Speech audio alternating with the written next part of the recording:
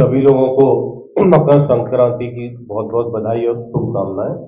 आज जिस महत्वपूर्ण विषय पर प्रेस रखी गई है कि भारतीय जनता पार्टी की सरकार में मध्य प्रदेश में आए दिन घोटाले पे घोटाले हुए जा रहे हैं, उसी कड़ी में जो सारा इंडिया सभी को पता है कि उसका जो सेबी के द्वारा उसको फ्रीज किया गया है और कहा गया है कि जो जमीनें बिकेंगी, रियल एस्टेट में जो इन्वेस्टमेंट था सारा का, वो सारे जो उसके निवेशक हैं उनको जाएगा।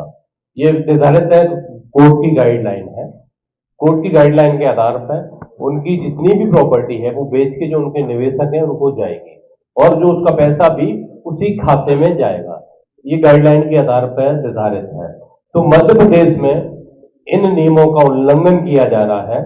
तो इसमें एक बहुत बड़ा नाम है जो सारी चीजों में आता है, भारतीय जनता पार्टी के पूर्व मंत्री और अभी वर्तमान विधायक हैं जो संजय पाठक, उनके द्वारा जो जमीनें खरीदी गई हैं भोपाल में ही 2014 में माननीय उच्चतम न्यायालय की जो गाइडलाइन थी उसके द्वारा 110 एकड़ जमीन की कीमत जो थी ना वो 125 करोड़ रुपए आंकी गई। 2014 में 125 करोड़ रुपए कीमत आंकी गई। उस जमीन को बहुत कम कीमत पे बेच दिया गया। आप सोचिए 2023 में बेचा गया है और जो पैसा उसमें निर्धारित है कि सेबी के अकाउंट में जाना चाहिए जो मुंबई में स्थित है, जिससे निवेशकों को मिल सके, उनको नहीं दिया गया।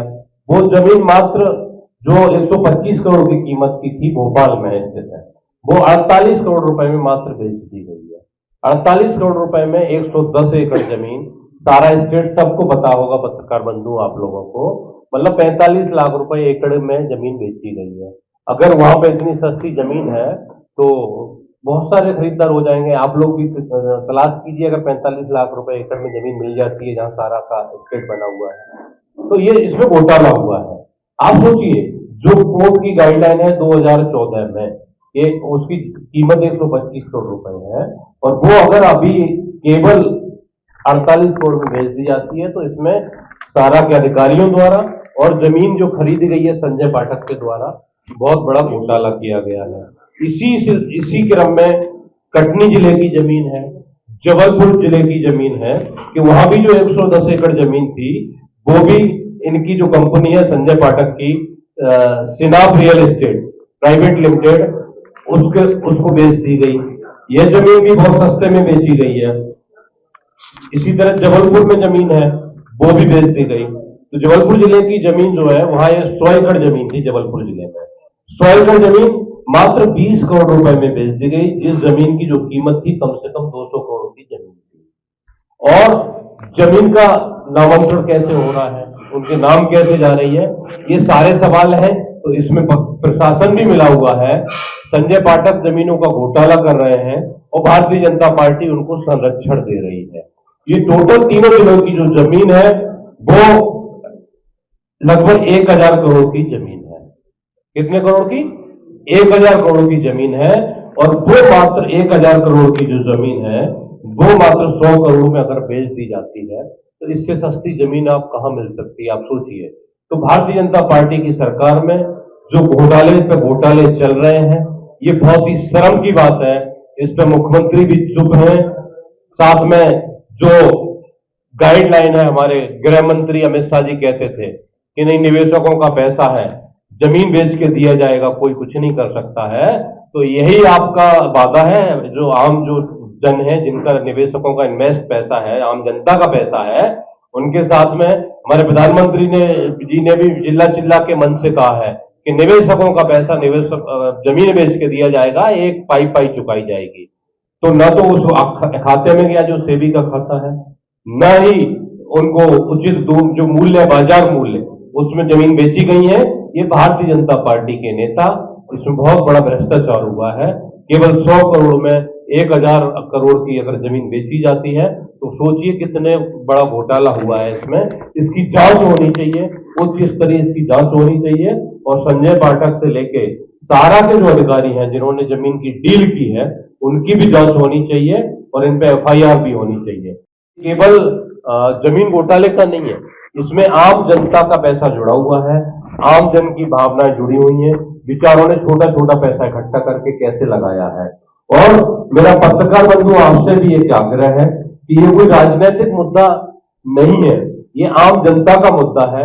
इसको आप पूरे तरीके से उठाएं और जब तक उठाते रहें, जब तक इसमें जो दोषी हैं उनको कार्रवाई न की जाए, उनको जेल में भेजा जाए, और जो पैसा सेबी के अकाउंट में जाता, तो यहाँ के जो निवेशक हैं मध्य प्रदेश के, कम से कम उनको मिलता है 1,000 करोड़ रुपए, तो उनको भी पैसा मिलना चाहिए, क्योंकि उसमें से एक जगह का पैसा गया है सेबी के अकाउंट में, भोपाल का पैसा उस अकाउंट में नहीं गया है।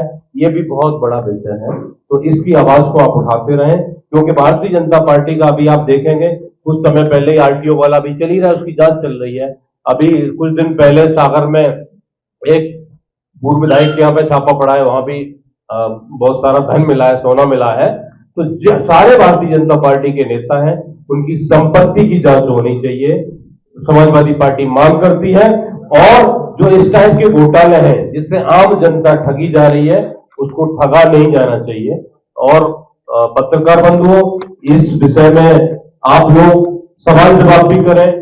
आज कैबिनेट भी है, तो आप लोग वहां भी जो मंत्री है, जिसके नेता जिम्मेदार लोग हैं, उनके पास भी जाएं और सवाल जवाब करें। आपको प्रेस नोट में विधि तथ्य के साथ हाईकोर्ट का जो ऑर्डर है, वो कॉपी आप लोगों को दे दी गई है, तो वो सारे पॉइंट जो है आप उन पर सवाल जवाब भी कर सकते हैं।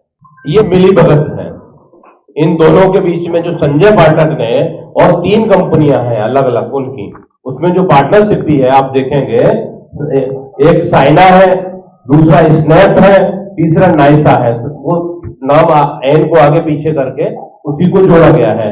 ये 3 कंपनियों को इनकी डील हुई है, और साथ में इनकी मदर का शेयर जो है 50% है, इनके बेटे का शेयर भी 50% है, संजय पाठक जी के बेटे का।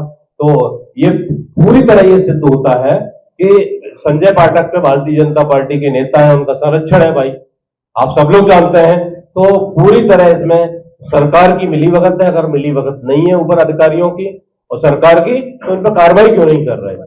हम लोग सवाल पूछते हैं, क्यों नहीं कार्रवाई हुई अभी तक? इसकी जांच तक नहीं हुई है, जबकि 20 दिन से अधिक हो गए हैं इस मामले को आए हुए, लेकिन अभी एक भी एफआईआर दर्ज नहीं हुई और न जांच की गई है।